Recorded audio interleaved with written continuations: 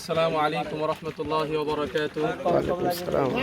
وقال الله تعالى في كلامه المجيد: وهو الذي سخر البحر لتأكلوا منه لحما طريا وتستخرجوا منه حلة تلبسونها وترى الفلك مواخر فيه ولتبتغوا من فضله ولعلكم تشكرون. আল্লাহ সুবহানাহু ওয়া তাআলা কোরআনুল কারীমের 16 নং সূরা নাহলের 14 নং আয়াতে অনেকগুলো জিনিসের ধারণা তিনি তুলে ধরেছেন। এক নম্বরে আল্লাহ সুবহানাহু ওয়া তাআলা বলেছেন, ওয়াহুয়াল্লাযী সাখখারাল বাহরা লিতাকুলু মিনহু লাহমান তারিয়্যা, যে আমি তোমাদের জন্য সমুদ্রকে, জলাশয়কে আমি তোমাদের কল্যাণ করে নিযুক্ত করেছি।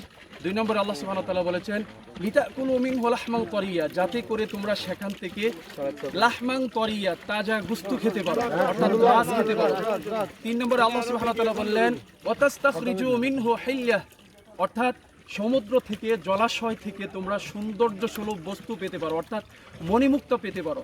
এবং সেগুলো কি করবে আল্লাহ সুবহানাহু ওয়া তাআলা সেই ধারণাটিও দিলেন, যে ওয়াতাস্তাখরিজু মিনহু হিল্লাতান তালবাসুনহা, যে সেই সমস্ত মণিমুক্তা তোমরা পরিধান করতে পারো, ব্যবহার করতে পারো।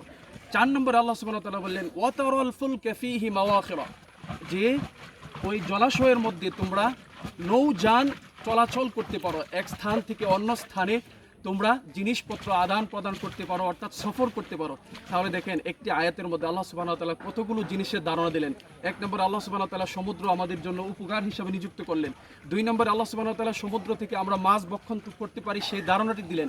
তিন নম্বর, আল্লাহ সুবহানাহু ওয়া তাআলা সমুদ্র থেকে, জলাশয় থেকে মণিমুক্তা পাওয়া যায় সেই ধারণাটি দিলেন। তারপর আল্লাহ সুবহানাহু ওয়া তাআলা যে ধারণাটি দিলেন, যে মণিমুক্তা ব্যবহার করতে পারে সেই ধারণাটি দিলেন। তারপরে আল্লাহ সুবহানাহু ওয়া তাআলা বললেন যে সমুদ্র অর্থাৎ জলাশয়ে যে মানুষ নৌযানে চলাচল করতে পারে সেই ধারণাটিও দিলেন।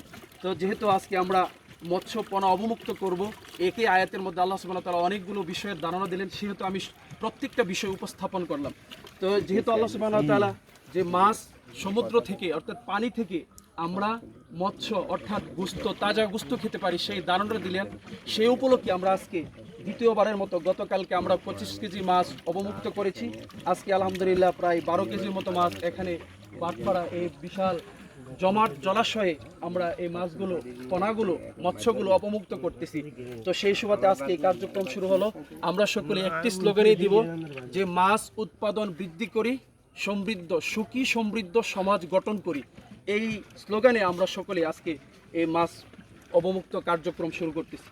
বিসমিল্লাহির ও কামাল ভাইরে কই দেন যেন জাল না হাতে কাশম ভাই, মাথা হারান কাশম ভাই বুঝুন নি, মানা করছে জাল হাইতো না, জাল হাতে হুনাই ধরিয়ে লেখো মানা করছে। তো উঠে দেন এই দূরে দূরে কই মাছ ধরে আটকে এগুলো না বুঝুন নি দিলে আপাতত অন কদিন জাল না হাইতলেই চলবে।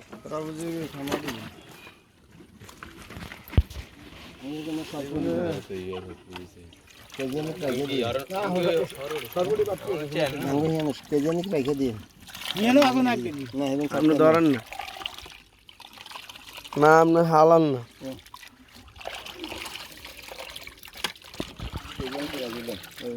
গাড়ি দেন।